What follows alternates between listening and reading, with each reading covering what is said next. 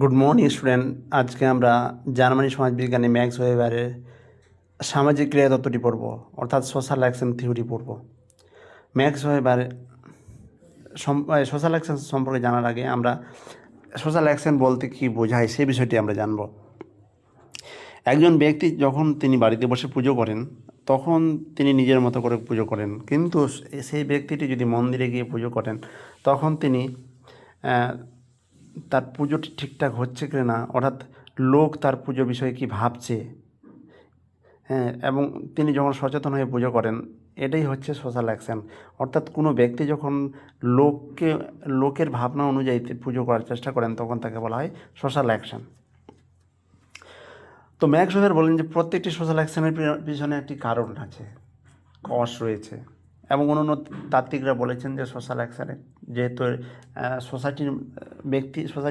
সোসাইটির মধ্যে হচ্ছে এবং তার কারণ সোসাইটির মধ্যেই রয়েছে, এক্সটার্নাল ফ্যাক্টর রয়েছে, কিন্তু ম্যাক্স ওয়েবার বলেন যে সোশ্যাল অ্যাকশন হওয়ার পিছনে দুটি মূল কারণ রয়েছে, একটা হচ্ছে মিনিং, একটা হচ্ছে মোটিভ।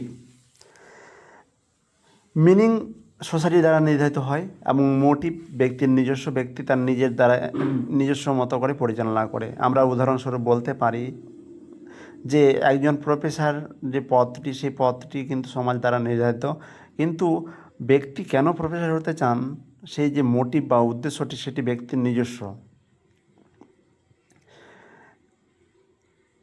ব্যক্তি প্রফেসর হওয়ার পিছনে তার যে কারণ কি, তিনি কি স্ট্যাটাস বাড়াতে চান তার জন্য তিনি প্রফেসর হতে চান, না তিনি আর্থিকভাবে স্বাবলম্বী হতে চান তার জন্য তিনি প্রফেসর হতে চান, না তিনি প্রফেসর পদটি ভালো লাগেন তার জন্য তিনি প্রফেসর হতে চান। এই যে তার যে মোটিভ, তার যে উদ্দেশ্য, এই ক্রিয়াটা করার পিছনে, অর্থাৎ তিনি প্রফেসর যে হতে চান তার যে এই ক্রিয়াটি করার পিছনে যে তার কারণ, সেই কারণটি ব্যক্তির নিজস্ব। এবং এই কারণটিকে জানতে গেলে ম্যাক্স ওয়েবার বলেন যে এই কারণটিকে যদি আমরা জানতে চাই তাহলে আমাদেরকে এক্সাক্ট কারণ আমরা কখনোই জানতে পারবো না, তবে কাছাকাছি একটি কারণ আমরা জানতে পারবো। কিসের মাধ্যমে? কোরিলেশনের মাধ্যমে। তিনি একটি মেথড প্রয়োগ করেন, ভাস্টিয়ান মেথড। এই ভাস্টিয়ান মেথডের মাধ্যমে তিনি বলেন যে ব্যক্তি সেই জায়গায় বসে ব্যক্তির যে মূল যে কারণটি সেটিকে আমরা জানতে পারি। এবং সমাজে ম্যাক্স ওয়েবার বলেন যে সমাজে অনেকগুলো অ্যাকশন রয়েছে, কিন্তু সেই এতগুলো অ্যাকশন আমরা কীভাবে জানব। তিনি তাই বিভিন্ন 4টি ক্যাটাগরিতে ভাগ করেছেন সোশ্যাল অ্যাকশনকে। এবং তিনি আইডিয়াল টাইপের মাধ্যমে 4টি সোশ্যাল অ্যাকশনকে ভাগ করেছেন। আমরা যদি দেখি তাহলে দেখব, প্রথম হচ্ছে যৌক্তিক ক্রিয়া, জেগ্রেশনাল হচ্ছে যখন কোনো স্পষ্ট লক্ষ্য অর্জনের জন্য যখন একজন ব্যক্তি সবচেয়ে কার্যকর বা লাভজনক হিসাবে কাজ করে তখন তাকে আমরা বলবো জেগ্রেশনাল বা যৌক্তিক ক্রিয়া। উদাহরণস্বরূপ বলতে পারি একজন ব্যবসায়ী অধিক মুনাফা লাভের জন্য ব্যবসা সম্প্রসারণের কৌশল তৈরি করেছেন, বা একজন শিক্ষার্থী ভালো ফলাফলের জন্য সময়সূচি মেনে পড়াশোনা করছেন, তখন তাকে আমরা জেগ্রেশনাল বা যৌক্তিক ক্রিয়া বলবো। যৌক্তিক ক্রিয়া মূল্যবোধ ভিত্তিক ক্রিয়া, অর্থাৎ ভ্যালু রেশনাল। এখানে দেখব যে ফলাফল বা ক্ষতির হিসাব না করে কেবল নৈতিক বা ধর্মীয় নীতিগত বা আদর্শগত বিশ্বাস টানে যে কাজ করে। যেমন ডুবন্ত জাহাজের ক্যাপ্টেন নিজের জীবন না বাঁচিয়ে জাতিদের রক্ষা করাকে নিজের প্রাধান্য বা কর্তব্য মনে করে।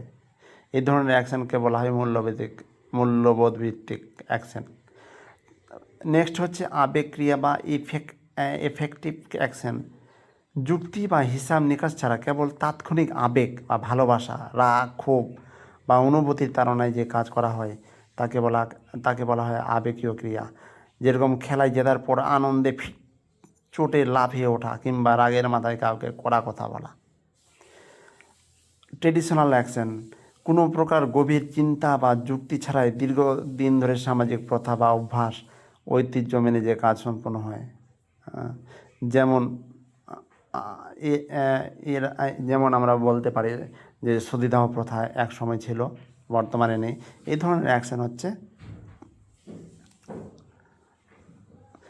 Traditional action. তো ম্যাক্স ওয়েবারের সামাজিক ক্রিয়া সম্পর্কে আমরা জানলাম। Thank you.